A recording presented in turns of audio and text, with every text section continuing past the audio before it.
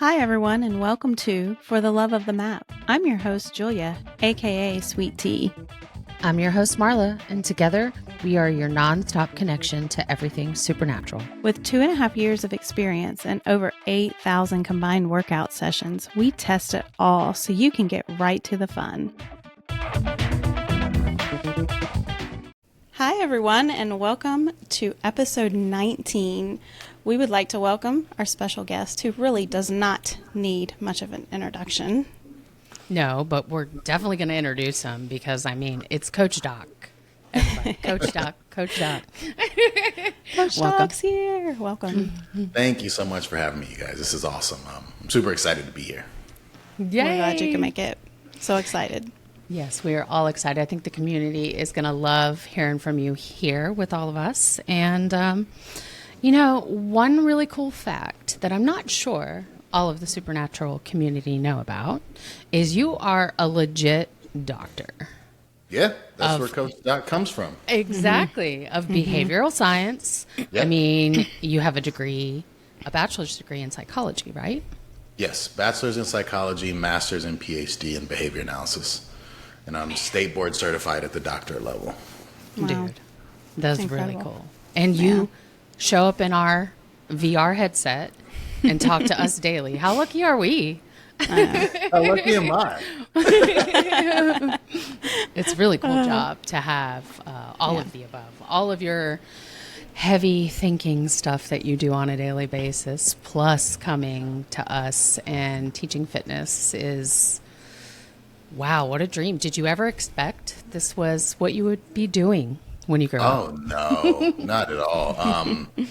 I say it all the time, like it's crazy to think I spent 5 years in grad school, another 36 weeks in a radio broadcasting program right after that, and, coaching football for 16 seasons, and I look up and here I am inside of virtual reality. Like, what? I had no idea, no clue. You also host your own podcast that I do. It's called comes Doc's out. Daily Dose.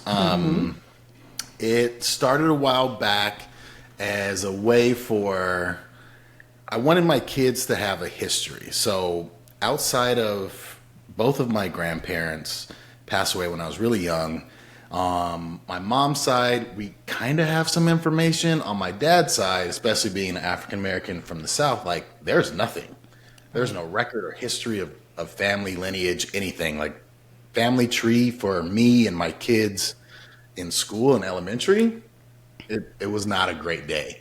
So one of the things I wanted to do was get my dad on a microphone and record his memories from birth to present day.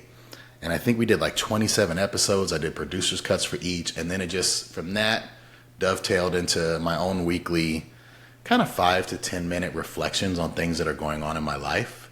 And I'm hoping at some point my kids, when they hear it, which apparently I just found out my eldest has heard all of my dad's episodes, that they will want to turn around and do that with me. And we can kind of keep a living record of the Harrison last name. Oh, that's really cool. I like that. That really is. I love that idea. I didn't realize that was the intention or why you started your podcast. Yeah, I just didn't. There's nothing to be known. There's nothing to dig deep into the past. And so it's the first, I grew up just me and my sister. And now all of a sudden at Thanksgivings, we got close to 30 people sitting at a table. So we have the big family we've always wanted. And with 3 boys, my sister has 3 girls. It's going to continue to grow, and I want there to be some sort of record. Oh, I love that. I love that. Your newest episodes, I know you took a little bit of a break, which totally appreciated you coming back and being just so open with us. It really related to Julia and I because it was about a podcast, why you took a break. Yeah. The reason why you were even coming on weekly and talking to all of us. And so I've really appreciated the rawness that you've come back with. We get to see a side of you that makes you human, We really see you. You're not just the dude in our headset talking to us. You're a real person, Yeah. Very real. For sure. With my own flaws, Yeah. And I'm a new listener of your podcast. I actually have not gone back and listened to your older ones, but I'm hoping to, pop an earbud in while I'm cleaning, doing dishes, or doing something and catch up on those. But I've started listening since you came back. And like she said, your first episode really hit home. It had a lot of, heart things that went straight to my heart, and I've been listening to every episode ever since. So Appreciate that. I appreciate your podcast and listening to them. They're really, really cool that you started that back up, and I'm glad that you did. Thank you. We also have something in common. I have 3 boys. Really? Yes. What are their ages? I have to think about it for a second. Yeah, right. I know. They're just growing so fast. I've got a 19-year-old. Oh. I have got getting ready to be a 17-year-old, my special needs son. And then my youngest just turned 15, and he's ready to hit the road driving. Yeah. My 19-year-old doesn't like to drive, but yeah, it's a lot of boys at my house. A lot of smells. It's like a locker room, right? No, my oldest one, I'm a little worried about. My youngest one, the most independent, I don't have to worry about him at all. I can let him loose on the streets now at 10 years old. He'll be fine. Yeah. Oh, man. That's hilarious. That is funny. One thing I do want to bring up before we get into the meat of the episode, so to speak. I don't think a lot of people realize that you also offer individual coaching services on your website, muchlovealways.com. I do. And I think that is so cool. People can come and book individual sessions, like fitness up. You design workouts for them. Also personalized meditations. Wow. Yeah, so I've done personalized meditations where I will meet with someone. They'll kind of tell me what they're going through, what they're looking for. I have worked with folks on their fitness routine. It can't be supernatural related. Right. I can't watch you play supernatural and give you tips on that.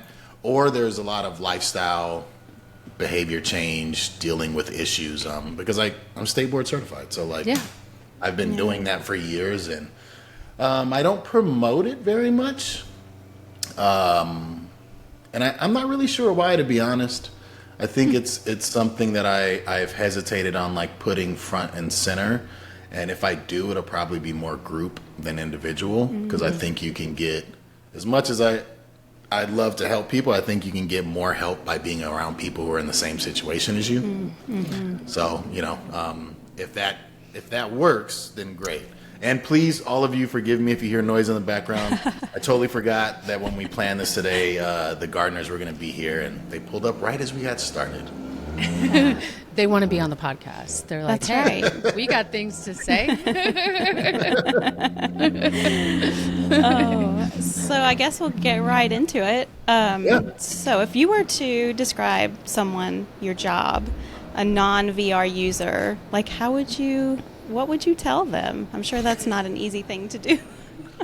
I'll be honest. I've gone to, if it is a comfortable leisure situation, I'll just say, let me show you something. And I'll pull out the YouTube clips of people playing or exercising, or the commercials we ran, or the trailers. But if I'm, elevator pitch type thing, I'll just say it's amazing. We have every genre of music you can think of, from every decade you can think of. There's 6 different coaches, all to appease whatever flavor you're feeling that day. Yeah. You hop in, there's brand new workouts every single day, and say you click on one, you can either box or flow, which is kind of dancing with these bats and striking different colored targets.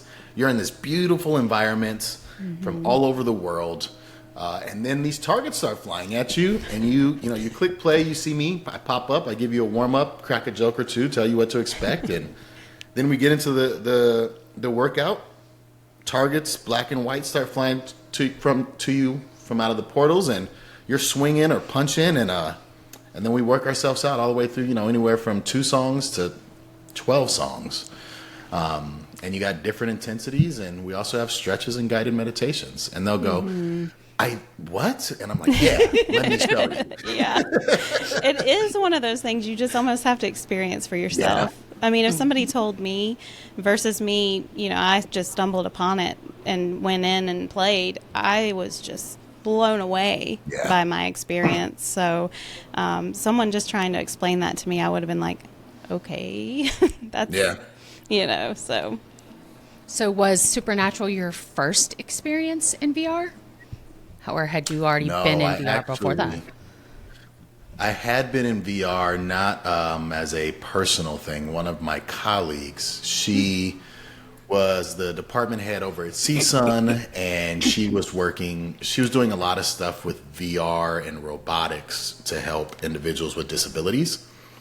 And I was like, I want to see what you're doing. And so I came down to CSUN, and she took me to their VR testing lab where they were testing things like the effects on the eyes. There was a lot of people, they were really interested in how people couldn't distinguish between reality and not. For example, walking the plank and dropping off the tall building. Mm-hmm. Like, she got in it and did it and was crawling on the floor and couldn't go off the end. Me too. I put the headset on and just walked off. Right? Yep. Okay. Because to me, I was like, this isn't a real thing. Yeah. My body and brain are connected, saying like, this is just a visual I'm seeing. So they were testing things like that, but that was the only time I had used VR before Supernatural. Interesting. So when you went in and had your first experience with Supernatural, I mean, what was that like for you?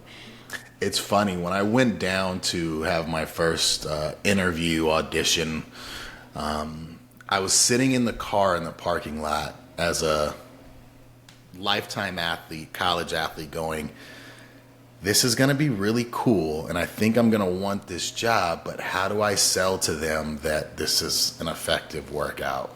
Mm-hmm. Like, there's no way this is going to work. Like, there's just not. I was just a total, didn't believe it. Right. Before skeptic. Even stepping foot, I was just a total skeptic. Like, there's no way, but... I still would want to try this. And so when they put me in the headset and I popped out 10 minutes later and I was drenched in sweat, I was like, oh, this is the real deal. Yeah. This is amazing and so much fun.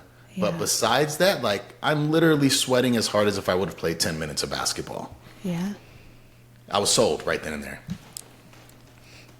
I think it does that to a lot of people. Yes. Yeah. You have to get in there and play. And then, I mean, my first time, I think I was in there for over an hour and didn't even know it. See? And I'm like, I can't imagine my life without this. Yeah. So it's life-changing for sure. So what do you think it is about Supernatural that works so well for so many people who have traditionally struggled with exercise? I think it's the variety, the fun factor, the community, right? Like, you literally can pick whatever your mood is in the moment, right? So if it's a Sunday and I just kind of want to get loose, I might pull up some jazz in a low intensity, but maybe I had a little bit too long of a night the night before and I don't want to do a 30-minute workout. I just want like 10 minutes to get my body opened and stretched. Or if I want to stretch or meditate, if I want to punch stuff because I've had a tough day. And the other part is, I don't have to get up and get dressed and drive anywhere. I don't have to worry about anybody in the gym watching me or waiting on somebody to get off a machine or being annoyed and judgmental because someone has been in this gym as long as I have and I haven't seen them lift a single weight or hit the treadmill. They've just been taking pictures. It just eliminates all of that. And all of a sudden I can work out without any of those things that could be considered aversive about a gym. Yeah, and for sure. It fun. really is fun. Sometimes Yeah. we just get lost in there. When you were talking about people who can't tell the difference between virtual reality and real life, that was me when I tried Walk the Plank. Like, I could not do it. It freaked me out. I could not distinguish between the two. And so it plays very well for me in Supernatural in the sense that I had never exercised before I found Supernatural at all. Like, no. The last time was high school when they made me run a mile. Forced me. I had to do it. That was the last time I had exercise. So for me, I was able to really disconnect the fact that I was exercising. I was just in there having fun, listening to you, listening to all the other coaches. And y'all were just just pumping me full of all this self-belief and all these great confidence building, hilarious comments and the Or music. the first time you were called an athlete, you know? How did that make you feel? A lot of people were, a lot of people wouldn't accept it. They were like, who called me an athlete? You know, not an athlete. Well, and that's another cool thing I don't think we talk about it much is for folks who have never worked out, had a coach, been on a team, the experience you're getting, that's what I grew up with. Yeah. Like that's what I had from the age of 4 to 21 was someone being just right there pushing. And so it baffles me in a sense that like, wow, you didn't get that? Like, oh man. But the fact that you get to have it now, but so it's something I think about often is, I have to realize I can't take this for granted and what this means for some folks because this has just been a part of my life. But for some people, this is the first time anyone's ever called them an athlete, told them good job, told them I see you. You know what I mean? Yeah. You're right. You're right. It And makes I work. Oh, go ahead, Marla. No, you, ma'am. Oh, no, you're fine. I was, did exercise and found exercise, but I never found anything that stuck with me. So, I mean, like 3+ years of me playing Supernatural, like nothing else stuck with me for 3 years. I would do something here, do something there. And I joked with Marla before, my exercise bike or treadmill would be covered with clothes after a couple of weeks, you know? Yeah, that's what it's for. So what were you going to say, Marla? The whole not having a coach your whole life. Oh, yeah. You know, I had people who believed in me. My parents were great, but having another adult pump me full of self-belief and helping me be a better version of me was definitely not anything I had found until I found Supernatural. And it greatly impacted my parenting of my daughter. Yeah. And I realized, you know, before that, I was like, I don't have to push her into group sports. You know, I didn't do group sports. What did I lose out on? You know, but I lost out on a lot. And Supernatural was the door that opened that change in perception for me. And now I realize how important it is that she have a coach, that she is surrounded by other adults besides her parents and her grandparents to pump her with that belief. And Supernatural, I know for Julia and I both, has changed a lot of our life in so many positive ways. Yes. And go ahead. To that point, as parents, all three of us here, what's really cool about what you just said is from my experience, your guys' experience in Supernatural to your kids experiencing another coach, often they will listen to those people way before they will listen to you. Yeah, that's so and so true. like it sucks because you're like, I'm here, I love you. Like, yeah. But if that's what it takes, that's what it takes. Yeah. Yep. You're and right. that's what being a parent is all about, you know? As long as she's hearing it from someone, I'm happy. Yes. You know? And we're all so very lucky that we live places that we can put our children into activities and group activities and sports. And hopefully they're surrounded with strong, encouraging adults besides just us, you know, because you're right. My kid is not going to listen to me. She turns 12 on Friday and she might as well be 19, you know. No, not happening. But you could say the exact same thing to her and it would stick and she would just repeat it and tell all her friends about it. Ugh, kids, best, worst thing. You remember back in the day, they used to have like that Big Brother system, and they just don't do those things anymore. It's hard to find, you know, people that can be there for your kids that aren't family members, or and you never know what kind of influence they'll be getting from other people outside of your circle. So it's hard. Being a parent's really hard, man. No playbook. No. And Hard job. I tried to get her into Supernatural. Obviously not push, because, you know, if you push, they're not going to do it. She has played several times, and when if I mentioned to her, we're doing a big community side by side, which you have graciously been in so many of ours. And after that first one we did with you, Coach Doc, I told her, I said, Coach Doc's going to be, Coach Doc, because she's played a workout or two of yours. And she said, can I record? And so we've snuck her in most of all of our big, huge community side by sides. I love it. She loves that part, and she'll get in there. She likes to box more, and we usually do a lot of flow workouts for side by sides, but she really loves to box, and she says it helps her get out of her anger, and she moves around, and she's just a hot mess. She replies to you guys, and she's funny, but I think I know you're not supposed to let your kids play in the VR headset until they're a certain age, but as long as they're monitored, we're all adults. Yeah. Do you? Do you? Right. That's right. Exactly. Do you? Yeah. It's like when my son found out we were going to have you on today as a guest, he was like, oh, Coach Doc. I said, so I'm cool now. He says, no, Coach Doc is cool. So there's that for you. Your kid probably wouldn't say that about you, but they'd say it about somebody else. So I'm like, well, that is too funny. All right then. Yeah. That's so hilarious. I do want to ask, since you are a behavioral analysis, you obviously are very interested in the human brain, why people do what they do. Mm-hmm. What would you say to someone who has fallen off their fitness journey? It once was a priority to them, and they're sort of just lacking motivation, and you're not sure how to support them, us as in the community, in the greater community. What advice would you give us to help others? Or what would you say? Well, the first thing I would say is don't come at it from a fitness standpoint. Just check on them. Mm-hmm. Like, who knows what's going on, right? Yeah. Like, you just checking in like, hey, I haven't seen you around for a while. You doing okay? How is everything? Mm-hmm. Like, that in itself can change everything, right? Because you never know what's happening. The other thing is the motivation piece. A lot of times I'll get people coming to me going, and that's one of the number one is like, I'm lacking motivation. I got to get back onto what I was doing. And when they have a session with me or talk with me, we'll talk about everything but that.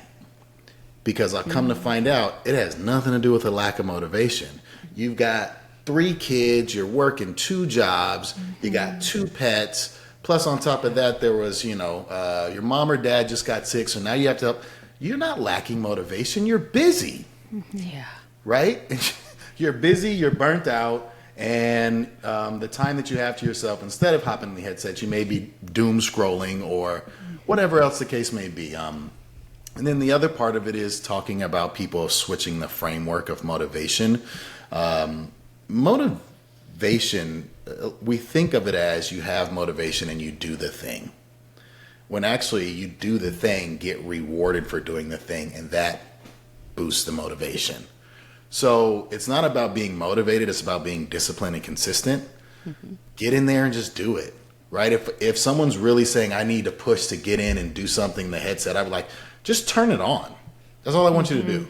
Mm-hmm. I don't want you to pick a monster, pros only. Just get in the headset and turn it on. Inevitably what happens is, I'm like, and if you do decide to do something, think about a stretch, a meditation, or a quick hits. That's it. Mm-hmm. 2 songs. Because now it's not a daunting task. Right? And they'll get in, they'll click, and next thing you know, I just stacked 2 quick hits. Awesome. Yep. Right? Just take the step. So that's the biggest thing for me is, one, it's usually not about the motivation and there's always something else going on because it's all connected. Check on them, see how they're doing, and give them room to have a little bit of grace. Like, all right, you don't want to work out? Cool. I'll check back in with you next week, see what you're doing. Right? And that's it. I don't ever want to force anybody or try to push and really get them in there because it has to ultimately come from them. Yeah. I love that advice because I see that a lot in the community. There's a handful of people who share kind of those same things, and they look for those posts and they'll comment that just get in there. Just do a quick hit. Just do the first song of the quick hit. Just do one small step. You don't even have to change your clothes. Like you said, You're not going anywhere. sometimes, I don't know if you've seen some of Marla's videos and my videos. Sometimes we wear a dress. Sometimes we're in our street clothes. Sometimes we do change. Sometimes I'll lay my clothes out the night before. So there are a lot of steps. Sometimes I'm in my pajamas. Exactly. Yeah. It is just changing of the clothes sometimes. That is that like daunting task, even for the most disciplined of people sometimes. Of course. And that's the other thing is, hey, if you just did one song, that's more than you did. Mm-hmm. That's more than what had been done. So you have technically, by definition, progressed. We're good. Yeah. We're good. Right. Simply so how do you acting. balance your fitness goals with other aspects of your life? Because I think it's in part of how I grew up, but also the training I've had with behavior analysis and self-management. I'm hardcore on like schedules, routines, right? And I don't try to schedule and routine out everything. In fact, I even schedule in unstructured time where it's like this hour, I don't know what I'm going to do, but it's just going to be open for me to do whatever I want to do. And I don't try to schedule everything. I schedule the 3 things or 4 things that are most important for me in my day. Make sure that those things get done either in their time slots or just checked off throughout the day, and all the other stuff can fall in place wherever it's going to fall in place. So that's really how I approach it. But don't get me wrong, like Molly was saying, with even the more, I think it was you, Julia, with the most discipline, I fall off all the time. But I don't beat myself up about it. But people probably see you as Coach Doc and they probably think that you don't. But I think it's very not interesting, but it's a very important to know that you're just a person. You're just a human being too. Yeah. You have life too, and you have things that take you off of your path. And I'm a natural procrastinator, so I have to work very hard to stay on task throughout my day. But yeah, we're all just human beings. So we are. And I think the more you can recognize your own patterns, the better you can be about it. My pattern is discipline. I'm doing great. Okay, I've had enough. Yep. Yeah. And then when I get tired of that, time to be disciplined again. Okay. And now instead of those huge dips, I can start to just kind of make them a little smaller. And I'm okay with that. I don't need to be this the whole time. I don't. I don't want to be. I want to be able to have a drink on a Memorial Day weekend with barbecue food that is totally unhealthy for me. Like, I want to do that. Right. Why can't I? Yeah. Question, do you like banana pudding? Like legit Southern, real banana pudding. Homemade. Oh, not banana bread pudding. You wouldn't call it, it's got vanilla wafers in it. It's no. Real bananas. No. Oh man, Doc. Well, we know about the potato salad, so we're not going to bring it up. It's the texture. Yeah, you're a texture guy. Yeah. Okay. Well, that does remind me. I do have to ask every guest what their favorite food is. So I appreciate you, Marla, because I would have forgotten. I'm wrapped up in this, and I'm not thinking about Doc's favorite food right now. So what is your favorite food? Tacos. Hands down. Oh, yes. Team tacos. Hands down. Yeah. All right. Same. Yeah, that was ours when we answered on our Q&A the other week. So nice. Tacos for us. Chips and salsa too, Yeah, eat your weight in those. Salsa is technically my first one, but that's not really, that's a... that doesn't count. If you eat 3 baskets of chips before they bring your food, it's nobody knows about that. That's a condiment. That's right. Exactly. That's funny. Oh, man. So when you were talking about the dips, right? So you go through periods of sort of extreme discipline, right? And then you fall off a little bit and then come back on. I think it's important if people see that, how do I word this? You were talking about patterns of behavior. And I'm also someone who is very introspective and looks for patterns of behavior. Like, why am I doing this to myself? Why am I choosing to not get in the headset? Or why am I not, spending all my attention like I should be on this one task that I said I would do? So I look for patterns of behavior. And I think it's really important for people who are trying to make changes in their own lives to really look at that. And, keep a journal. Write their thoughts. I know you have a journal. It's a great journal. I've done it twice. It's 100 days, and you do it back, consecutively. And it really helps you get in the routine of really checking in with yourself, but seeing those dips, it's like that meme that's all over the internet all the time. And it's like an iceberg, and what you see and what's really happening underneath, and just to accept that about yourself and allow yourself the ebbs and flows. Yes. I think it allows you as a person to sort of forgive yourself and move forward more than holding it over your head, No, I think people should be willing to support themselves the way they support others, and we usually don't do that. No, we'll be so kind. And one of the ways I will always kind of get, or hopefully get people to open their eyes to it, I say, imagine yourself as a 9-year-old kid, and that 9-year-old kid is saying all the negative things you say about yourself as an adult in their head. Like, they're saying them out loud. I'm this, I'm that, I'm horrible. What would you say to that 9-year-old? So why aren't you saying that to yourself at 40, at 50? Like, you wouldn't let that 9-year-old do that, but you're going to let yourself do that at 40? No. So, and don't get me wrong, there are times where that dip has stayed way too low. Like, it has gone way too long. But I also know why I want to be disciplined, and it's twofold. One is I want to be able to have the full range of the human experience. I want to experience sadness, joy, love, heartbreak, right? The other thing is, like I told you earlier, I didn't grow up really with grandparents. It was me, my sister, my mom, and my dad. So to now see that I'm a great uncle. When my kids have kids, I want to be around for when my grandkids have kids and be a great granddad. Like, that to me is something that is so far off in the future, but seems so cool to me because it's not something I had growing up. That, all right, yeah, you've let yourself stay in this dip too long. Come on now, look at your son. He just got a girlfriend. Things are like, years are flying by. Get yourself back together.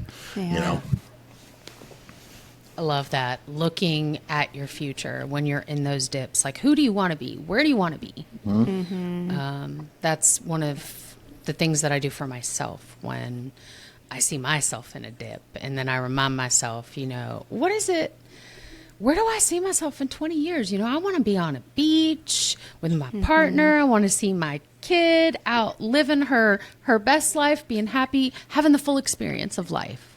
But if I stay here, stuck in this place, not taking care of myself and doing the things that I know will make me feel better, can I experience that fantasy of where I want to be in 20 years? So that usually gets my butt right up. And I'm like, let's go. Let's be real, y'all. When you're in a dip for like the first part of the dip, it's fun. You're enjoying yourself. But after a while, you feel, I don't know if I can curse on here, but you feel pretty shitty, right? Yeah. Like, you do. And why would you want to stay feeling like that? Exactly. Like, you have the option to, what'll change that. Like, why do you want to stay feeling that way? Yeah, it was cool the first week, right? The same way as when quarantine hit. We all kind of had a really good time the first 2 months, right? That's right. And then by year 1.5, we were like, all right, this is not it. It's time to get out. It's time to get out and do something better with myself, right? Well, and we talked about how time goes by so fast because our kids are, growing so quickly. But it's kind of the same thing. Think about back at COVID. We always keep wanting to say 2 years ago, COVID. No, it's already been almost 4 years. And so time is a crazy thing. So you can't stay there. You have to go because time's going faster than we can keep up with it. So don't want to waste it. Definitely not. I mean, time. Wow. And then that, I feel like if you're dealing with a setback, lack of motivation, life is just so stressful. You're not taking care of yourself. It's like the oxygen mask thing. You can't do anything and take care of anyone else if you're not taking care of yourself. So it's important to put your health and, your own wishes and desires, the things that make you feel good and not crappy, make those a priority. But what do people do? Like, how would you suggest to help guide someone when they have an injury? So they're taken out and it's not by choice. I've been there. I know. That's how my entire football career was finished. Right. The first thing I will say is it's okay to be sad for yourself for a second. Yeah. It hurts. Like, especially when you have, something so invested, whether it be a professional career or just it's the first time I ever had a fitness routine and now I can't do it. Like, feel it. It sucks. And it's okay. Don't try to make light of it. Like, it's okay. Once you're done with your own pity party, go seek a professionals for help to rehab, because that is a serious thing a lot of people don't approach in the appropriate manner. If you don't properly rehabilitate your muscles, your bones, whatever it is that's injured, you're going to be on the sideline for a longer time. And when you come back, you're never going to be the same. Yeah. Right? So giving yourself some grace, following through with a professional, and then the biggest thing, you got to crawl before you walk before you jog before you run. Don't all of a sudden start feeling better and hop into a pros only. What are you doing? What are you doing? Yeah. Right? Like, as a football coach and a former player, if I have a person coming back off injury, and you see it in the pros, we put them out there a little bit, see how they do, pull them out, give them some rest. We slowly integrate them back in to the full speed of things. Right? That's why they say, like, they've got to get their basketball legs under them, or they have to get their football wind back. Like, those things are for real. So you got to slowly move yourself and progress. And again, you don't worry about getting to where you were. Just worry about getting a little bit better than you were yesterday. Right? Because even if you progress the appropriate way, especially with an injury, and you're doing everything right, there's still going to be setbacks. Guaranteed. Your body's trying to recover from trauma, essentially. And so give yourself some grace, find a professional to help you through, and take it slow. Take it slow. That's great advice. I've heard your story, and what I think the most inspirational thing is what you do on the other side. Yeah. You've taken your downfall and your injury and you've turned it around to help other people. And to me, that's really cool that you take the time to do that, because you don't have to. You could just keep that to yourself and, kind of in a way, wallow in it. But, we've all been through things, not just, supernatural injury or other types of injuries, but things in your real life that didn't go the way we wanted to. And it's how you come out on the other end, on the other side, and what you do with that that's important too. So. I'll always say to people too, that injury of mine, it sucked. It was a rough 2 years physically, but also like a rough 10 years psychologically, right? But I got to do something less than like 5% of the population gets to do, right? I know that there are people right now who would run and pick up all of my experiences and problems and trade them for theirs. Yeah. So, I can feel sorry for myself for a while because it hurts. It's real. But recognize, like, the position of privilege I was in to be able to play college ball for 4 years. Like, my two younger sons really want to play. And I know how difficult it is. And it's just a reminder for me that, I had the privilege and honor to do that. And so even if it was cut short from what I expected, it was still longer than some people ever got a chance to dream of. That is true. And then too, seeing your boys kind of going into the same thing that you did and where and how you got injured, I'm sure there's a part of you that wants to keep them, pull them back, keep them safe, and maybe not. Maybe you don't feel that way, but just put them out there and let them go. See, maybe that's a mom thing. Maybe that's a mom thing. I want them to go after it without any limitations or me holding them back in any kind of way. Yeah. I'm not the dad who has them outside at 6 a.m. training them. Right. I will be, but I told them, if you want that, you have to ask me for that. Mm-hmm. I won't force that upon you. You have to say, Dad, I want to really start training. And if you do, I'll give you 150%. Right. But, it's what is, and there's only really three things that get me super emotional in the moment where, like, I just can't control it. Cheesy, sentimental commercials. Like, I can't help it. I just can't. Yeah. Any kind of good movie scene that has to do with a sports overcoming something and they win. But when I watch my kids play ball and do something, like, it's part of the reason I sit away from all the other parents, because I can't. Yeah. You contain it. Yeah. So proud and Oh man, that's awesome. That is awesome. that is really awesome. I get very sentimental when I see things on TV, like a dad and a daughter, or a mom and a daughter. Mm-hmm. That's what gets me, and I'm just in tears. Yeah. And my family knows that about me, and they'll look over at me. Oh gosh, is she crying? Is she crying yet? That's what pulls on my heartststrings every time. Right?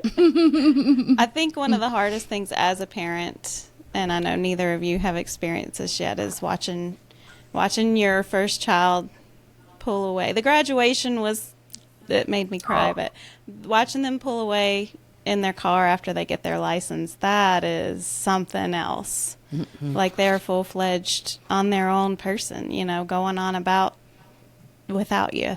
Yeah. Some strings have been cut, which, I mean, moms are a little, like we said, we're a little bit more attached to our babies, but I'm not a helicopter parent at all, but it's hard to watch them grow up and go on about their business. So and it's why it's important to take care of yourself. Yes, you that want is to be very there true. for your kids for sure. Very true. I think that's my biggest motivator of why I initially started my health journey, my health and fitness journey, was to be there for my kid, to make sure that I was going to be around. And like Doc said, he wants to be a granddad and all these things. We all want to do that, Yeah. So, I do have a question about your coaching. So, I've done a ton of your workouts in Supernatural. I think I'm almost at 5,000 sessions completed, and I'll say the majority of them are yours.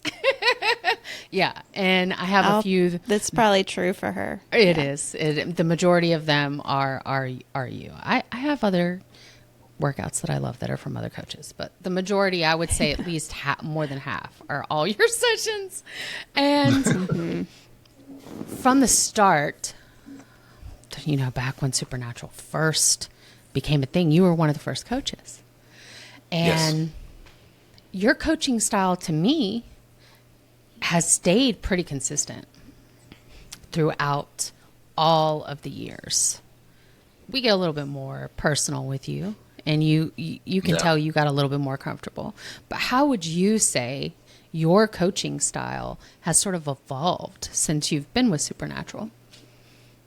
It's a pretty deep question. Comfort level, the comfort level in the beginning was, because it was myself, Rainier, and Leanne. All three of us, we were just, this is something new.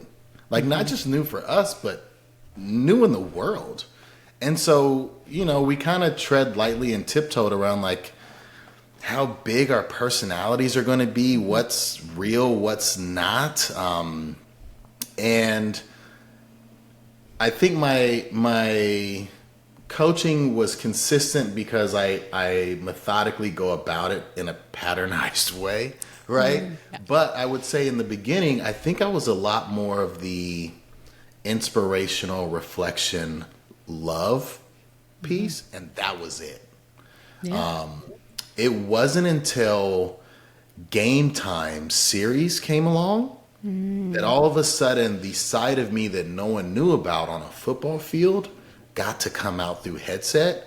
And then I got to play within that range, right? And now so it's still the same style of coaching, but this side's a lot more aggressive and like, kind of, gruff voice, where this one's a lot softer and, but they're still saying the same messages just in different ways.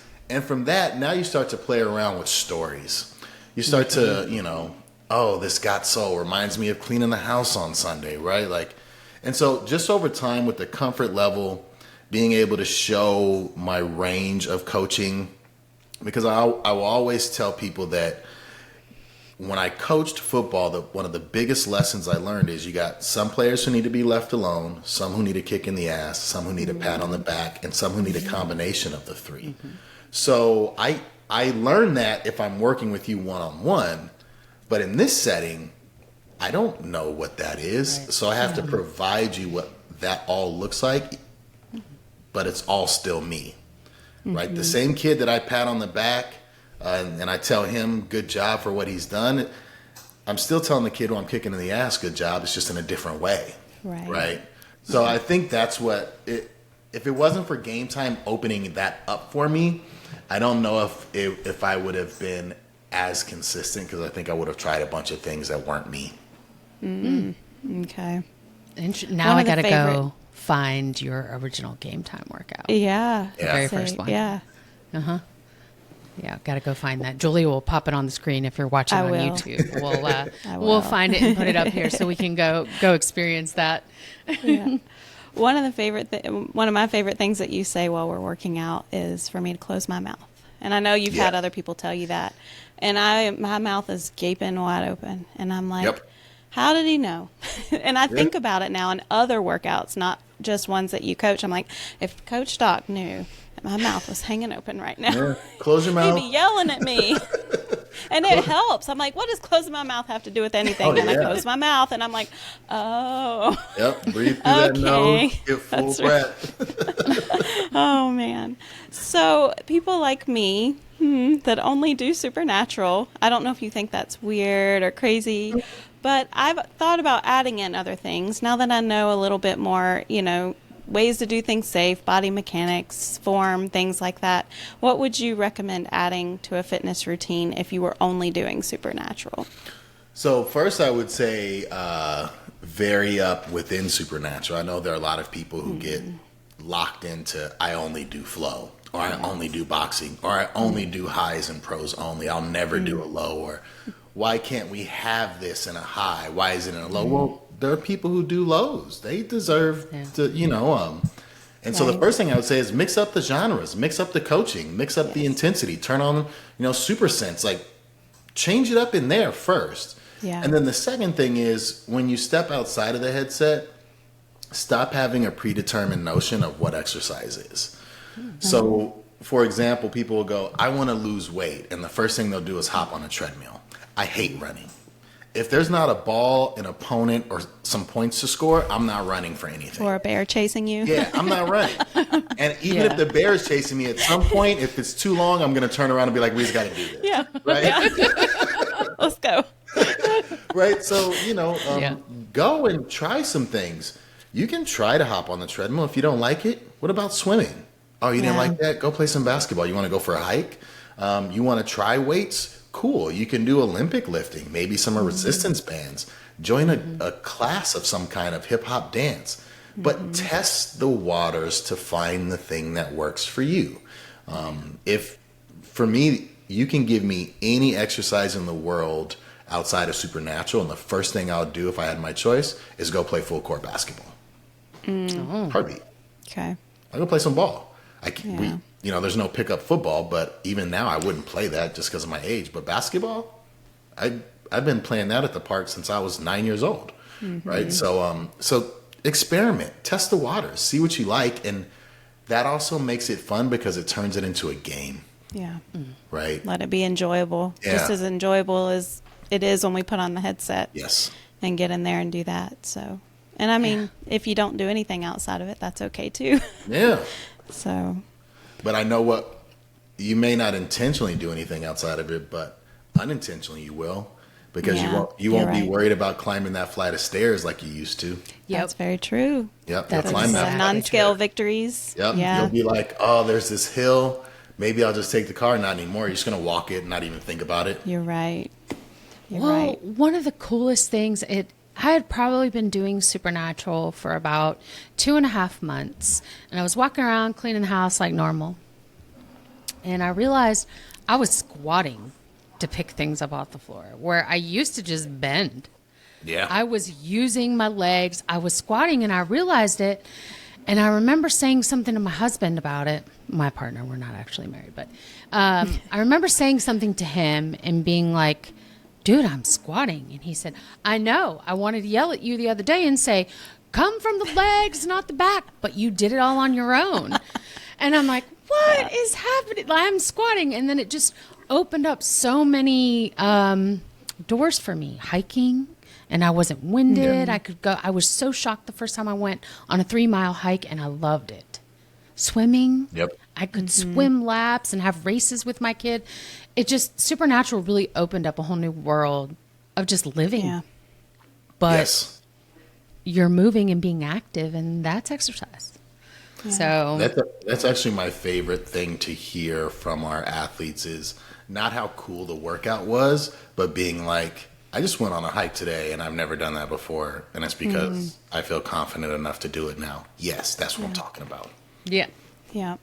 yeah. And I think that for sure. another level of Supernatural, if somebody says, oh, it's not hard enough, go into a party with a group of friends and work out and talk and listen and hit targets. That'll work you out pretty good. And you got to take your power down a couple of notches too. And Marla and I party a lot and party with groups of friends a lot. And you have to be, you're trying to listen to what everybody's saying, be part of the conversation, talk. And usually, we'll ask somebody a question during one of the hardest parts of a pros only, and they're like, "Hold on a minute," and that's a workout too. Working your lungs, trying to talk while you're hitting targets in a hard workout. That's And for something anyone else. who says that it's not hard enough, I would counter that. Yeah, with, they're not doing it You're not doing it right. Agreed. They're not. Have you filmed yourself? Yeah. Is what the first thing that I say when they're like, "Oh, I can't get my heart rate up. I'm doing the highest of highs," and I'm like, "Have you filmed yourself? Yeah. Let's see it.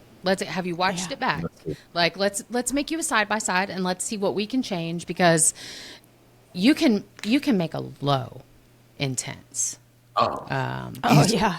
easily. We talk all about all the intensity levels. Yes, I will be the first to admit my favorite thing is the complexity that I can only find in pros onlys. I love them. Not the older pros only flows, but the newer pros only flows. I love them. My brain loves them. But I also just love a low and a medium. Mediums are my jam. And because I can really focus on form and push myself in a way that I can't in a high or a pros only. So definitely not doing it right, y'all. Come on now. That's right. That's right. Oh, man. What is Go ahead, your Marla. favorite category of workout? You mentioned game time really changed your coaching style, right? Yes. Allowed you to come out. Do you have a favorite category like mood boosters, rock hards, joys? What? Game time, got soul, hip hop, you don't stop, and fuego. I mean, they all just hit a different thing for me. The got soul would probably be my number one just because it is the music I grew up listening to in my house. So it just brings back memories I don't even remember. Right. And there'll just be moments of like, man, I remember the first time I heard this song and I haven't heard it in so long. So I love the got souls. Those tend to usually be on the low flow side. Game time and hip hop, you don't stop is more of the high boxing, and fuego can be anywhere in there. And I feel sexy. No joke. Love no me joke. a good Right? fuego. Yeah. Yeah, fuegos are great. Yeah, That's funny. definitely. So we'll end up this supernatural related questions with kind of a fun one, I think. So how many outtakes happen while you're recording a workout? Okay. So little secret. I'm kind of a machine. Oh. I get in, I do my VO immediately, there's no repeating of songs. For my videos, warm up and cool downs, I think the furthest it's ever gotten is take 3. Oh. It's usually a safety, and then the next one we're good to roll. And it's not a testament to my preparation or skill level compared to other coaches. It is a thing that I think is a testament to being an athlete, efficiency.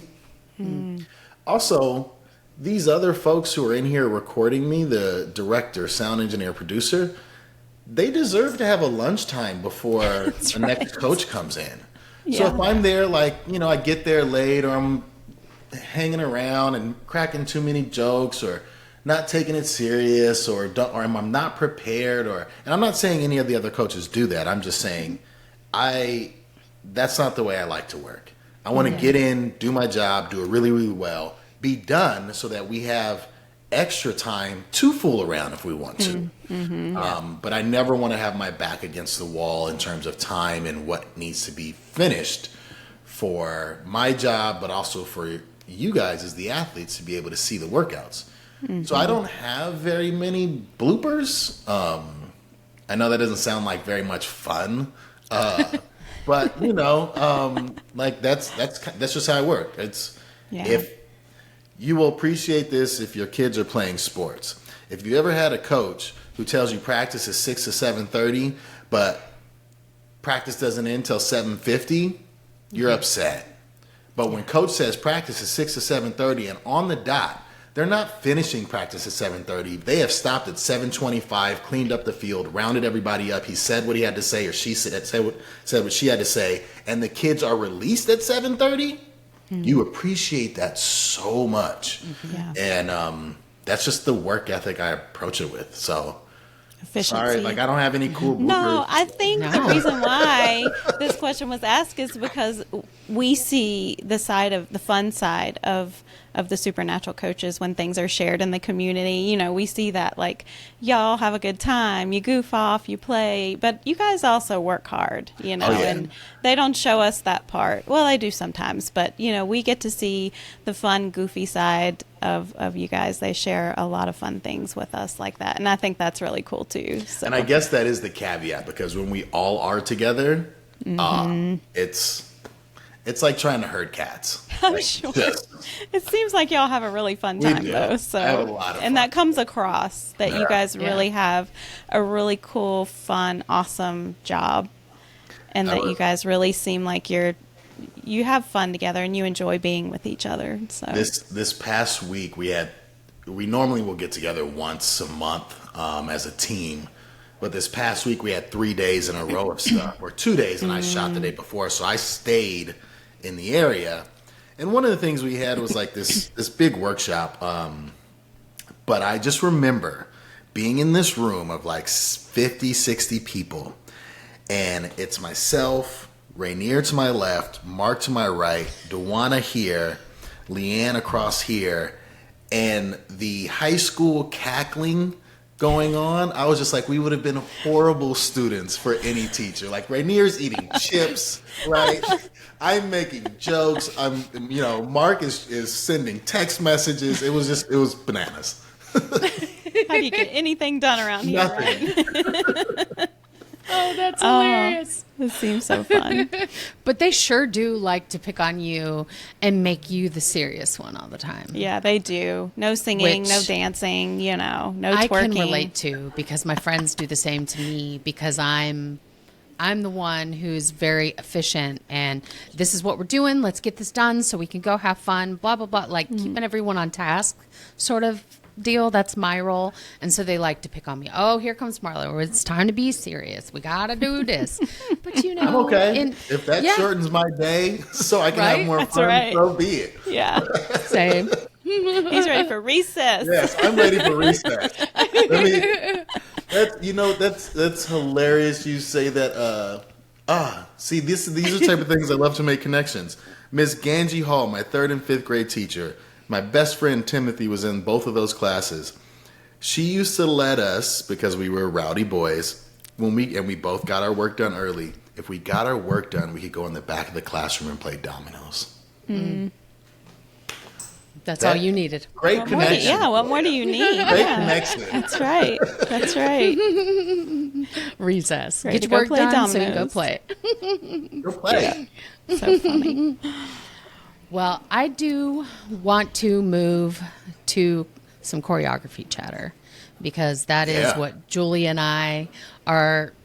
We love Supernatural, but we are officially obsessed with choreography. We study it. We talk about it. That is why we made this podcast. So I don't think we've had the pleasure of having any behind the scenes chat with you about choreography and how you go about interacting with it, your thoughts about it. So how do you go about interacting with like new workouts and the way they're choreographed and new moves? You know, you just attack it and do it. You get feedback. You're like, hey, hold on a second. I don't think this is the right direction. This isn't getting my abs like this absolutely says it should. You know, how do you do that? How is the coach's role with the choreography? So there are times where, whether it's a workout idea that a coach has, or if a choreographer really wants to do something cool or cater to a coach's style, that a choreographer will reach out one-on-one and we'll have a session of going through like, this is what I like, this is what really makes me feel good in my body and excites me for coaching. But if that doesn't happen and I typically just get my workouts to prep for the week that I'm going to be coaching, I very, very, very, very rarely send back suggestions for change. Got it. The only time I will is if it feels unsafe, right? If I made a move while prepping and go, that tweaked my knee and I was paying attention, you know, really focused on my body. Someone who's not, that could really injure them, which doesn't happen very often. And it's not because I'm not the fitness expert. It's because I'm not the choreographer. Right? So I don't ask for changes a lot because that's their job. I don't know how yes, as long as I'm checking for safety, I feel I'm doing my job. But could you imagine if a choreographer, after I recorded something, came back and was like, I think you should coach it this way? I'd be like, hold on. Yeah. Stay in your lane. Yeah. Stay in your lane. Yeah. For sure. And I stay in my lane because they are well versed in fitness, but they are experts in choreography. I'm not. And I've seen what it takes to put those things together. And the other part of it is, and this is just being honest, if it's not about safety and it's a personal preference, then I'm making the assumption that you guys are going to like what I like. Fair. That's a great way to think about it, actually. Yeah. Yeah, I may not personally like it that much in the moment or feel like, it was a cool move. Or I could be super excited about it and put it out and you guys be like, it was all right. Yeah. Or I could be like, I didn't really, that was kind of a, slow, and then come back, oh, that was the best workout ever. Yeah. It's always You never know. They never know. Yeah, they probably never know what anybody's going to say about anything. It probably, you've got so many people that are experiencing something and coming away from it with a completely different thought process. I'm sure it's pretty hard to know how to deal with I'm some of those things. I'm gonna stay in my lane. So that's and right. I'm gonna make sure that people are safe, and I will ask for changes like that. I love interacting with the choreographers one-on-one, like we're collaborating on something and really excited, and then get to see it come to fruition. You just can't do that for every workout, though. Like, no one has the bandwidth for that. That's why I'm gonna let Marla talk about this next question, because she has a favorite workout, and you are the coach. Yes. And you could get her, like, this could be the rest of the episode for, I hope you have 5 hours to spend on this. I'm joking. Not to stay but this here workout, too long. I'm going to let you have this because you need this moment do with I? this workout with Coach Doc. Yes. So have your moment. There is a workout, and it is a high flow. The name of it is Earn It. Okay. It has knee strikes in it. It has very interesting knee strikes in it. In fact, the warm-up, I tell people all the time when I recommend this workout, do not skip the warm-up, y'all. If this is the first time playing this workout, you are going to miss Doc going over some stretching, some technique that you're going to need throughout this workout, because it's one knee up, alternate leg. Knee up, alternate leg. The first song, you open up and you're like, I'm going to need that renegade energy. And my whole body, my mind flips. Everything about me. I am no longer this 40-year-old chick living in suburbia. Okay, I'm someone else. She does. Listen, I've done this so many times with her. This workout is a dream. The choreography in the workout, your coaching, everything about this workout is a favorite for me. But I wonder, that was the first time we saw knee strikes like that. The combination of you know, say your left knee going up at the same time as your right knee going down. It's like a standing crunch almost. Okay, and then your body like does the other thing. Marching. Yes. Yeah, with the arms and the turning and the turning. It was very... And you're turning from portal to portal while you're doing this. And the song that part comes in, the name of it is Own It. Anyway, I wondered when you first interacted with this map, this workout, and these new combinations, how did you know that this was just going to be a challenge you have to master versus, hey, now y'all are crazy. We can't be doing all this, you know. We need change. Well, and you even said in the workout, not to interrupt you, Doc, that you had to do this workout. You told us 4 times to get these knees. So, yeah. I will tell you the obvious reason and the reason that may not be so obvious. The obvious reason for me is we have to be able, as athletes, you have to be able to progress your skills and master things at higher levels, right? Like for an elite performer, a track runner, 1/10 of a second is breaks a world record or not. Right. So if I just keep you at the high school level, well, then that's all you're ever going to be is a varsity high school player reminiscing about varsity football. Like that's it. Right. So we got to continue to push the envelope because you guys are getting better.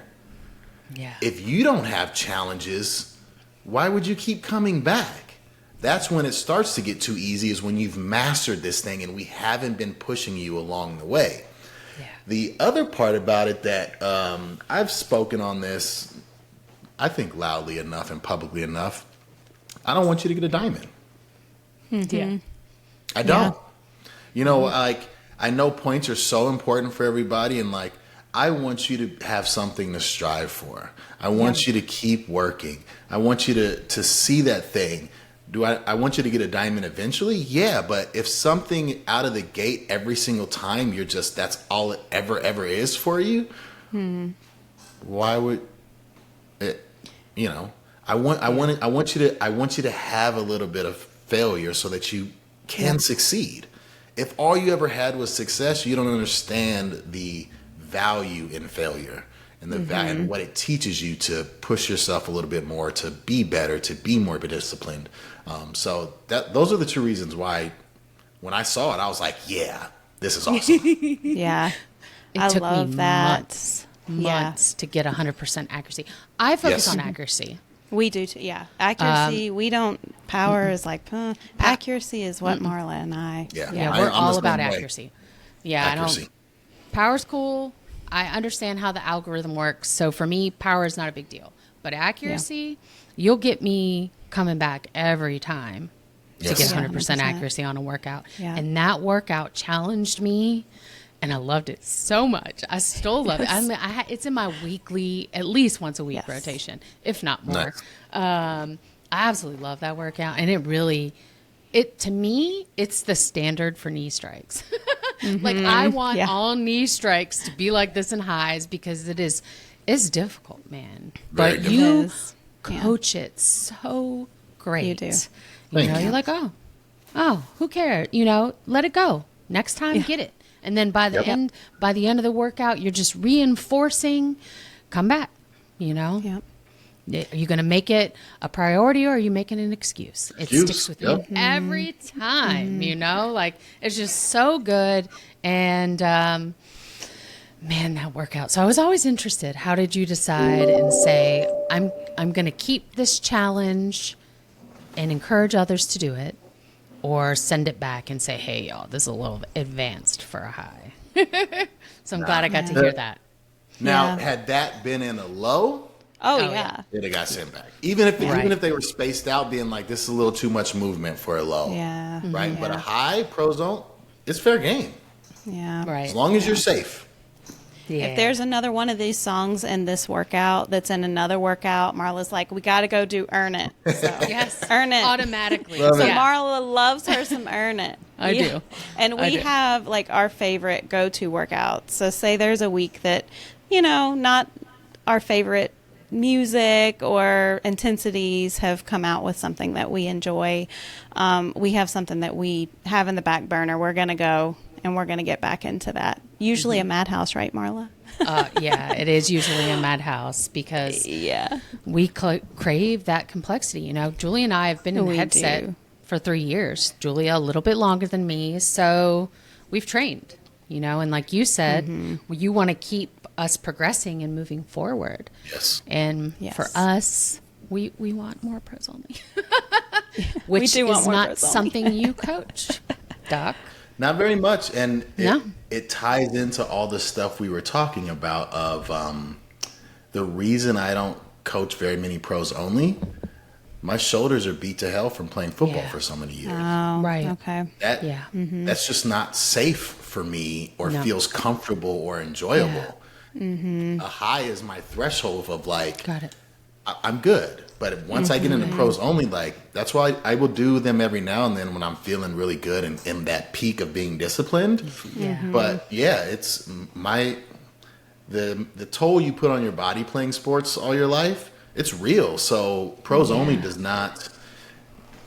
So for those of you who've got injuries or long-term ones, or even if you've recovered, like here's an example of it's just not something I do. Yeah.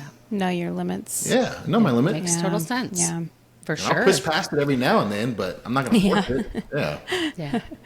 Well, I was saying we obviously have our favorite workouts and things like that, but do you have any maps or workouts that stand out in your memories as incredibly fun for your, was fun through your first playthrough and you still get excited about that workout and you still want to go in, you remember it and you want to play it again, every day today? So I didn't go too far back knowing that this was going to come up, but I did I was intentional on pulling ones that I have personally rated based off of maps as being amazing. Okay. I will say this, and this is not giving anything away. The 4 that I wanted to pick all drop in June or July. Oh. Yes, I mean it. Oh, Doc. I'm going to be doing wow. them on my own social channel. Oh, boy. Sweet. Well, But that's I- exciting. But I got 2 boxing and 2 flows for you, and I wrote them down Okay. with the date so I wouldn't forget this. There's the boxing glutaceous that has knee lifts, leg lifts, or knee strikes, leg lifts, and that is on October 23rd. There is a flow rap attack that dropped March 7th. The boxing game time from Thanksgiving on 11/24. And then a flow rock boom baby from November 18th, 2022. Those are up there. Outside of the 4 that are coming in the next 2 months, those are up there. Well, now I can't think about anything else but what I know. is coming. We're like, can it in be the June or next few July? months? Be We excited. shouldn't rush time, Marla. We shouldn't rush time. No, we should not. Let's savor this. We will Oh, definitely man. grab those workout cards, Oh, yes. share them on YouTube and in our group for the Love of Nice. the Map. So everyone else Yes. can go check out these workouts that Doc is saying he loved the mapping in. So that's exciting. Is there a particular move that you love to see in flow or boxing that maybe comes up sometimes? In boxing is my favorite boxing on a bag or sparring with a person, which is a slip into a body hook. Oh, yes. It is reminiscent of Mike Tyson to me. It's just like this beautiful natural movement of abs and hips and feet and pivot. And it just, anytime, if you hear this now and pay attention to like a revved up, high intensity coaching of a boxing, you'll see I get some of my most aggressive coaching out on the body hooks. Well, I just did one of yours yesterday, your self-love, high-intensity boxing yesterday, to listen to your stories you told. And that move was in there. Now that you say that, that move was in there several times. Yes, I love it. So for a I'm glad that they put that in there for you and honored you that way. So for a flow, my favorite move, it's one of two. Anything with a tail that brings me way out here, up and over, like I should stretch more than I do. So these type of things, right? But footwork wise, and I guess this is boxing or flow, is the vertical bars to make you slide left, slide right. And I think it first came out in a roller rink workout. I love that. You could almost get the same effect by having two skinnier triangles. But you wouldn't be able to. You would still have to it's a different kind of slide. Instead of step into this triangle, it's a glide across. And I love that move. Oh, gliding. I love that. I'm always trying to slide around or glide. It's like my dream. I'm always trying to find a surface. I've busted my butt on my hardwood floor a few times with socks on, trying to get the glide down really well. I'm sorry.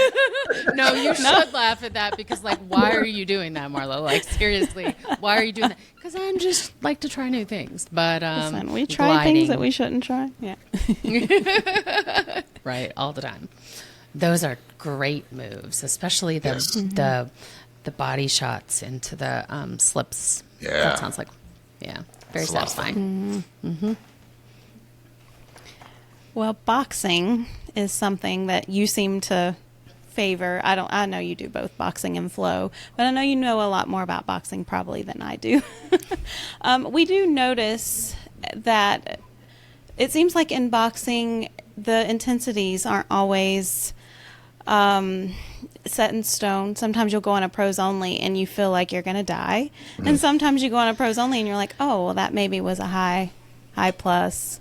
And sometimes across the board, even with all the intensities of the boxing, we see a little bit more variation than in flow. How do you see boxing evolving over time?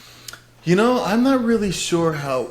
Well, my hope, I don't know where it will evolve to, but my hope is that we can really get members to understand and understand not just intellectually, but physically by creating it, the benefits and the increase of intensity through defense.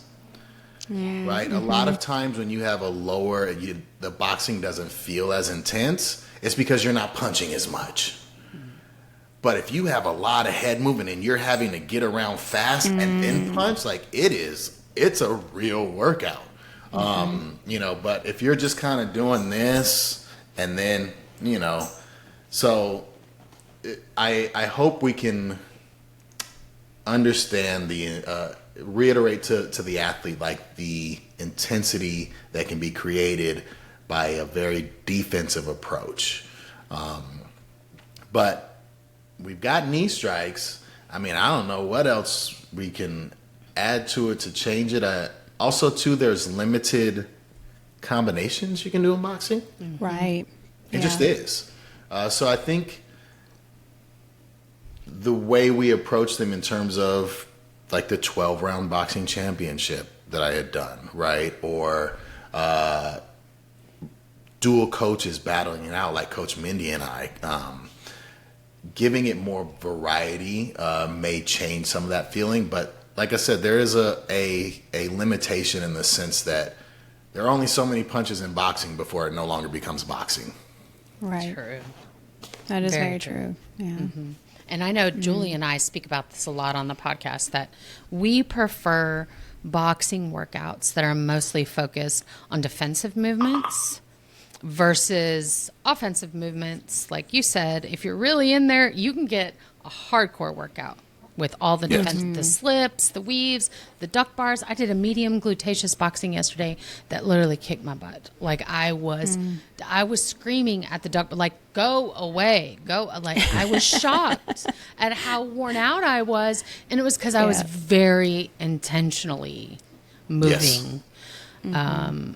It was hard, but it was also really fun.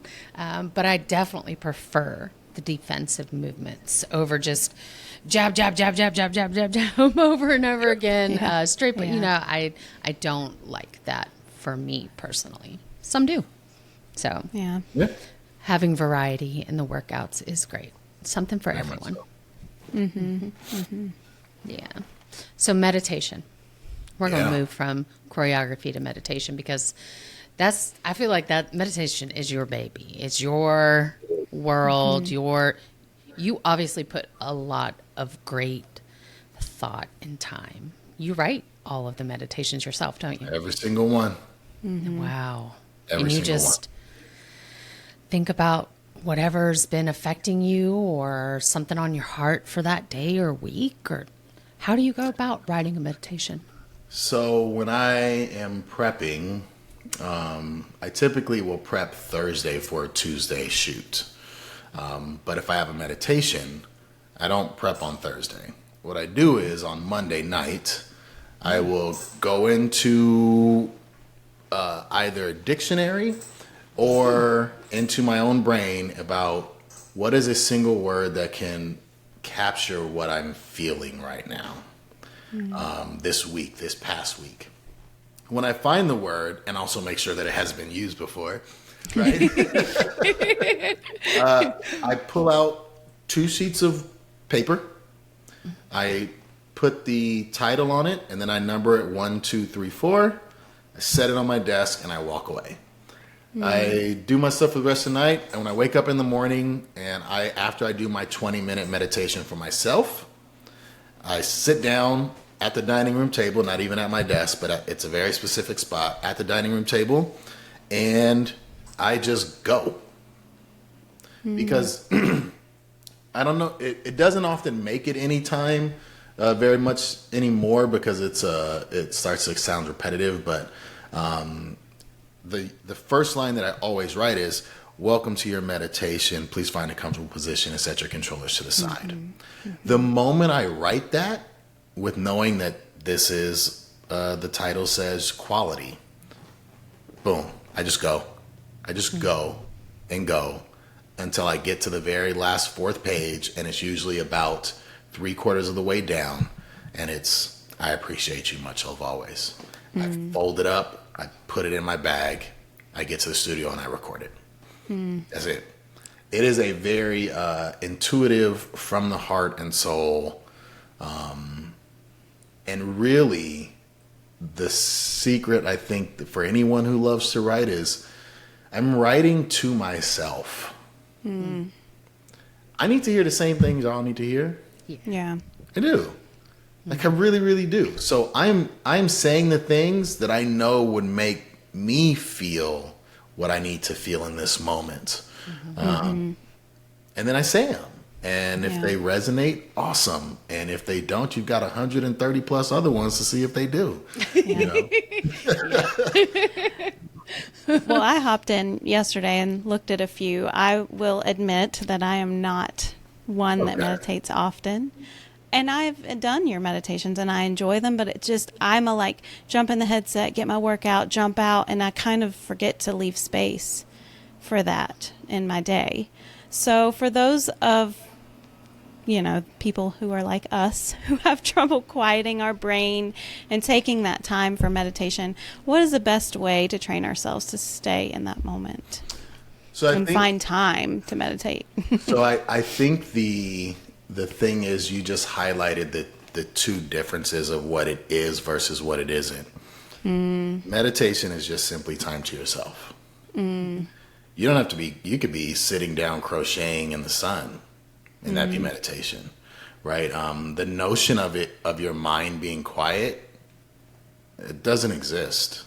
That's not what your brain is meant to do. Now I've tried almost every meditation technique you can think of. And the cool thing about meditation in VR is you have a visual and you have a voice, which can give you a focal point to keep your brain busy, even though your brain will still compete and try to tell you all the things going on. Whereas when you're sitting with your eyes closed and nobody talking to you, it's just your brain. But I don't try to, when I do my sitting meditation, I'm not trying to shut off my brain. All I do is I think of it as I am sitting in a movie theater watching my thoughts as a movie. And instead of engaging with those thoughts and running with them, I'm just like, that was an interesting scene. What's next? And then when I get out of meditation, I'll go, that was really weird. I thought of that. Or that was kind of funny. And then when you do that and you can just sit there and be with yourself, there is going to come a time where you get that complete silence and that meditative, oh my God, this is what it is. What most people do mistakenly, though, is try to chase that. When you let it happen is when it came. So it's just time for yourself. Which, like, if I were to say, 5 times 5 is 25. What? Let me just. 12 times 25 is what? 300. You couldn't give yourself 300 minutes in a year, right? If you could give yourself at least 5 minutes in 25 days. Think about how much time you waste doing other stuff. You're right. Like, just stop. Even if you've got a million tasks and I'm doing laundry, I'm cleaning this, I know I got to go pick the kids up. If I could just pause for a second and go, I'm just going to breathe here for a second. That's meditation. Yeah. But everybody's in a rush to go where? I don't know. Yeah, exactly. Where are you going? So it's really, you're just saying we're kind of thinking about it the wrong way, I guess, sometimes. Yeah. The idea that, you're going to be some sort of Buddhist monk with complete silence.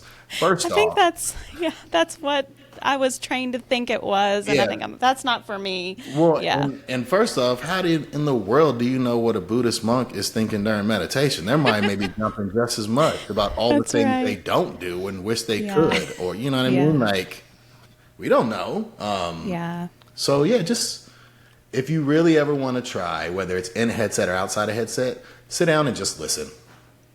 Yeah. Just listen. The things around you, listen what's going on in your mind. And instead of, I heard a really cool quote, which was, think of your brain as an ocean and each wave as a thought. You get to choose which wave to ride. Okay. That's so I really true. felt more peace when I closed my eyes. Like, I didn't need to, the places that we go to in the headset, those are for working out for me. So when I was popped into a location, I'm like, okay, there's no targets coming at me. I had to just close my eyes. So when I did that, it grounded me, and it gave me, like, so if I'm going to do it in the headset, I loved the sounds that they played. They overlaid some type of sounds or music or something with your voice, and it was very calming, and I enjoyed the experience. So I'm hoping that I can slow down and not just find time in my day-to-day life just to slow down and breathe sometimes, but in the headset, and maybe just set something small, like once a week, because if you take the time to make these for us, I think it's very important that we know that they're there. And I'm meant to look at the number of meditations that were in there, and I forgot to check the number, but there's a lot of them and a lot of different ones that hit on a lot of different topics that you might need for that time in your life. So I was searching through them. I'm like, oh, powerful. I need this right now. Or, Well, do you guys remember when it first started, they were attached to slow burn workouts? See, I heard you say that in a podcast I listened to, and I don't remember that, but it may be because I didn't. I don't know. You skipped the cool down. I did. I skipped everything. Just we're ready to go. We don't have time. It was So I'm attached calling to the myself cool out, right? It's interesting that they did that, though. I think that is I think that's a great way to do them. Is you're already in the headset. You just did a workout. You're gonna skip the cool down if you are. So skip it and go take 5 minutes to just sit down. The same way as if, I don't know if you guys have ever done yoga, what do they call it? Savasana, or at the end where they just have you lay. Yes, and feel where the you difference. have you lay and feel. Yeah. Feel the difference in your body. Treat it like that. Treat it like that, and then get out. And now you've got the endorphins have been flowing. Now everything is settling. You'll feel amazing. Yeah. It's very true, because that's how I interact with your meditations. I do them at the end of a workout when I'm alone, and I typically stretch on my own. I sit on the floor and I do a lot of just bending and stretching, or like sort of mobility-ish stretches where I'll move. And then sometimes I just catch myself stopping and really contemplating what you're saying. Yeah. And Leanne said something to me in a workout a long time ago. The workout's called Base Meditation. It's a medium flow, and it's an endurance song. It's like a 5-something minute song. And she said, we all have this misconception that we can't have any thoughts in our brains when we're meditating, and that it could be far from the truth. Let the feelings come, feel them, listen to them. Yeah. It changed the way I thought of meditation from that moment on, and that's how I choose to interact in them. And like you said, you can go outside, listen to the birds, sit in your own thoughts and breathe. That's meditation. Meditation is connecting to yourself, and which allows you to connect to everything around you. But when you connect to yourself, guess what? Yourself got some things to say. So it true. does. It has some you're things to say. And it will tell you. You may not like it, but it will tell you. We're always suppressing some stuff, aren't we? We'll deal with that tomorrow. Yeah, and that's why people stay busy and are doing things. And you're like, where are you going in such a hurry? They don't want to sit with their own thoughts. They don't want to contemplate. They don't want to listen to what their self is trying to tell them, warn them. I mean, get in tune with yourself. It's always enlightening, and I always end up talking to my friends and family about whatever it is that your words during a meditation may have hit someplace in me, and then I'll bring it up during dinner, like, hey guys, so I was thinking, and they're always like, are you meditating again in the headset today, Marlon? I'm like, yeah, I was. You with Coach Doc, sitting around with Coach Doc again. Right. Oh, man. Yeah, I think meditation, being a part of Supernatural, and you being the one who gets to lead that is just really rad, and I hope lots of people take advantage of it, I hope so too. For a minute. I think, and I'm, I hope so too. Yeah. We've got a couple of fun questions before we end. We have to end on, we have to laugh, we have to have a good time. So, if you could recommend that special someone read any book, what book would you recommend? And this is for our friend Julie. Yes. It's going to be something that I don't read fiction. And I don't want to give a discipline type book or anything like that. What book was a game changer for me? It's called I'll Teach You to Be Rich. It's not about a scheme of things. It's here's how credit cards work properly and how you can call in to get a limit increase and automate things so that you don't have to go and pay things all the time, and take this off your plate and set it on autopilot and go and check it in 6 months and you'll see. And it was just I never grew up knowing anything about that stuff. Right. School Yeah. damn sure didn't teach me anything about that. Right. Definitely not. Yeah. So for Well, I me, think when we grew up, our parents didn't really, well, I don't know about y'all, but my parents didn't teach us as much about money and how to deal with our no, I money just the knew way. we were broke. It was secret. It was secret. I didn't know if we were broke or not. It was not told to me. So it is I have a thing, every month, once a month, I have a box. I slip something in for my boys for when my youngest turns 18 to give to all three of them. So it'll be like, 20 something years of stuff every month. But as soon as I got done reading that and taking all my notes, I slipped that in immediately. It changed the way I looked at how I can take control and structure the thing that isn't important to me, which is money, but we all have to have it to live in the world we live in. So if I don't learn that, then what the hell am I doing? Yep. You're right. If I don't want it to be a concern, then make it not a concern. Yep. Yeah. Yeah. So Julie, Well, there you that's go. I don't know if you're gonna want to read that, but She probably will, honestly. She reads Yeah. tons of books. And fun Julie fact, does read. since the first episode that Julie and I have made, we have said Julie's name in some way or another, just speaking about stories or something or a workout. And so when we knew you were coming on, we had to ask her, all right, Julie, this is how we're going to say your name this week. So give me a question. And she just wanted to know what book. So I'm sure she will happily go read it. She's going to be very happy. Yeah, she You is. made her day. Yeah. Yeah, for sure. So this is totally random and weird. In Messenger, you know how you can emoji react to people's messages, right? A heart. You use a heart. Yeah. You could use a thumbs up. There's standard ones. Well, they don't really have a hug or a care emoji in Messenger chats. They got this random weird one that looks blue and weird, and Android phones don't have access to it. So a group of our friends a long time ago decided we're going to use animals as hugs, okay? I use a flamingo because I like to stand on one leg. I'm all about balance. I love flamingos. Julia, what do you use? I have a baby chick coming out of an egg. I have no clue why. I just do. I mean, Because I do you're the have chicken chickens. lady. Yeah. I have chickens. So. What animal would you pick? Any so I animal. know this immediately, but Okay. it makes me. Leanne will often in messages, not to me, just in general, will put a dolphin, and I wonder if that is a. I have to ask her. Is she on our emoji kick? Oh man, I this don't just know. made our day. But need she's to gonna know. ask her. And That's cool. And I've never asked her about it, but okay. She's hugging you. She's giving you the care emoji. I would use a gorilla or a peacock. One of our friends uses a peacock. I'm trying to remember. A gorilla is a good one too, because you want just a big gorilla hug, and Both of that's them. your energy. Well, the artwork, if you've kept up, that's going on my body and on my back. Yes. The two spaces. Yeah. The two spaces at the bottom. One side is for the peacock. One side's for the gorilla. Okay. That's Yeah. what's going to fill those. Okay. Feel that, and then I've got Okay. some other things filling in the top half. Yeah. Ooh. I have kept up on Instagram. Yep. I have one and I'm done.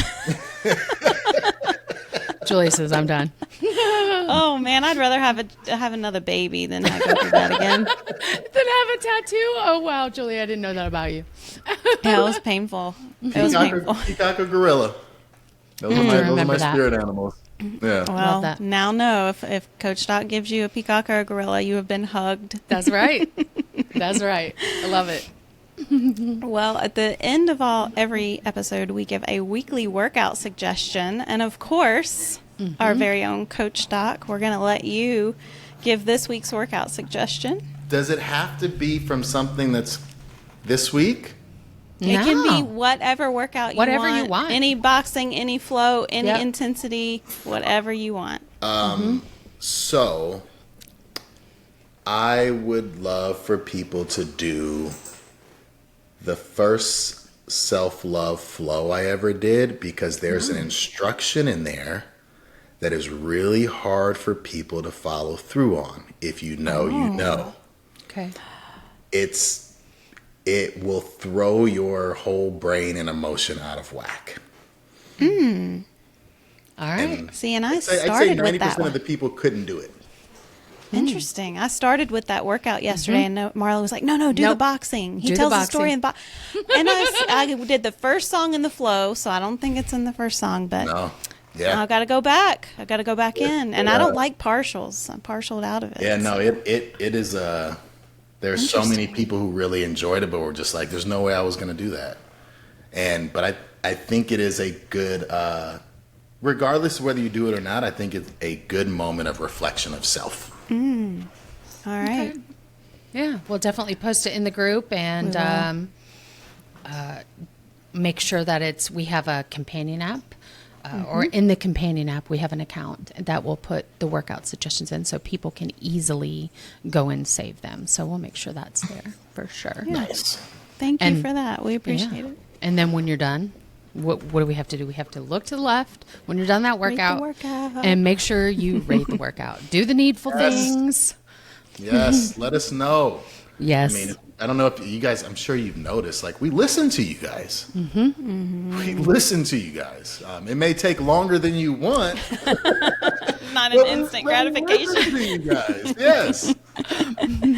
Oh. Definitely make sure you're rating the workouts. And if you have more to say, hit other, because that will generate an email. Support will email you. Then you can email all your thoughts. You can write novels like I do on occasion, and they will get back to you. Make sure your voice is heard, what your thoughts were on the workout, from the music to the movements to the coaching. And if it's Coach Docs, make sure you hit love it and go from there. Yes, and we do want to mention again, Coach Doc has a website, muchlovealways.com, and don't forget he also has a weekly podcast, Doc's Daily Dose. So we really appreciate you guys taking the time out of your day to hang out with us and hang out also with Coach Doc today. And a special thanks to you for being here. We appreciate you. Thank you. I appreciate you guys. Yeah. And don't forget, the real joy and love of Supernatural is found in the journey you go on. Much love. Much love always.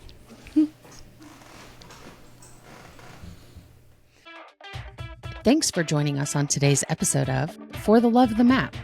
As always, you can join the discussion on our Facebook and Instagram profiles. The links can be found in the description box below.